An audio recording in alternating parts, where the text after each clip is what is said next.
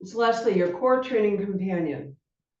So I hear this all the time. I do mat Pilates, but it kills my neck. And when we think of so many of the exercises are in a supine position, like the 100, where we're actually shorting those neck flexors or sternocleidomastoids. We sit for so many hours in our day, and we are in this position.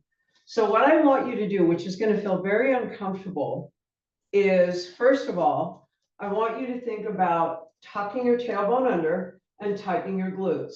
First of all, your knees are going to go forward, but now I want you to make it worse and jut your head forward. And I want you to notice how you feel pain right back here, right near your occipitals.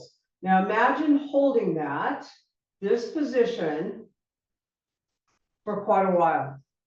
Our head weighs, it can be, 8 pounds or so. And then when we're bringing our head forward, we're adding 25 pounds segmentally onto our cervical spine. So all these exercises are done on reformers, done on the mat, reflection, flexion, flexion. Joseph Pilates was not an exercise physiologist. He was, he was very entrepreneurial. I'll give him that. But a lot of the exercises do not translate to today's society. So, for example, if I feel like I need to do flexion, I'm going to use a ball behind my back, all right? But even more so than that is like when we think of saw, and so many people I notice never do that right because their hamstrings are so tight that they're flexed forward trying to reach for their toes. Why not do it standing? Why not be vertical? So for example, in saw, taking your right foot back and your left foot in front, I've already lengthened, just by standing here, I've already lengthened my right hip flexor. Taking the arms out to the side and rotating towards the front knee, I've already now lengthened my glute. I can feel that. So from here, notice what you feel in your hip flexor. Then when you rotate, you've already lengthened this side. And then when I reach forward, I actually feel my glute and hamstring lengthen even more because of this thing called fascia. Then a side bend here, which would be considered my mermaid, now I'm lengthening the whole side body. Never is my head feeling uncomfortable because it is where it's supposed to be over my neck. So once again, even rotating here, I've turned on my obliques, I've lengthened my hip, and then a little hinge forward. I feel my glute, and then coming back, and then side bending. And yet, here we are in a mat class, legs are here, people got tight hamstrings, and they're trying to reach for their toes, and they can't. And they're in this horrible position with their neck. So once again, Pilates works with dancers who are crazy flexible, right? And they have an amazing sense of body awareness.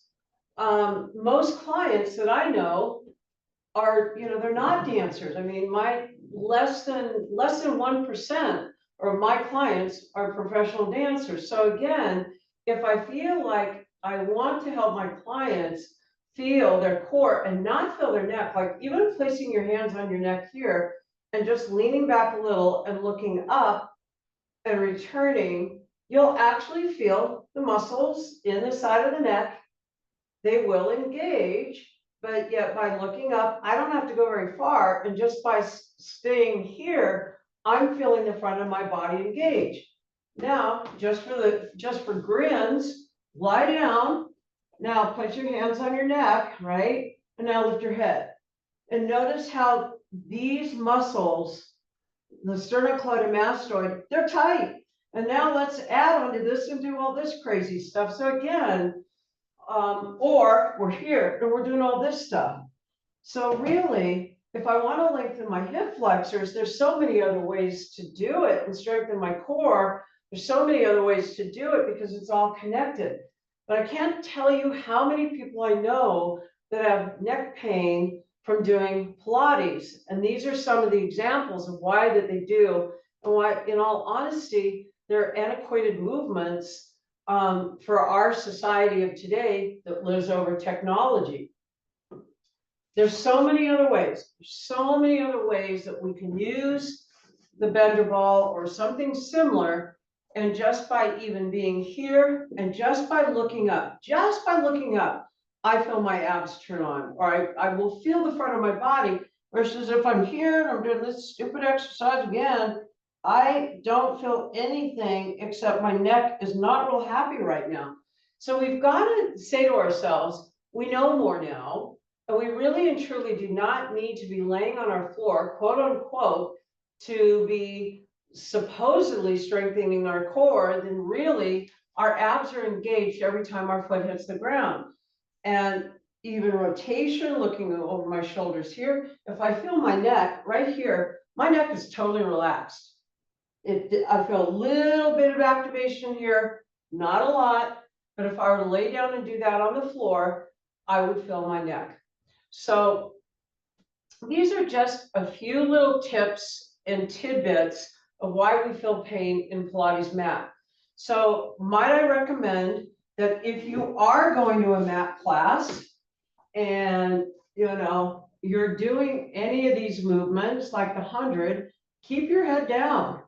And if you cannot maintain neutral spine, so neutral spine for me is here, keep your feet down. If you can't maintain, or you can maintain, lift one leg, then you lift the other leg.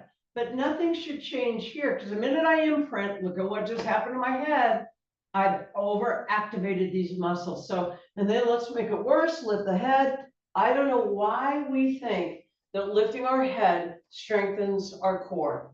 It doesn't. It just gives us really bad posture. So think of other ways that you can activate your core, having better posture, standing up taller. All these different things will help you not to have neck pain. And I hope this just gives you a little idea. This is Leslie on how to avoid compromising your neck when doing movements.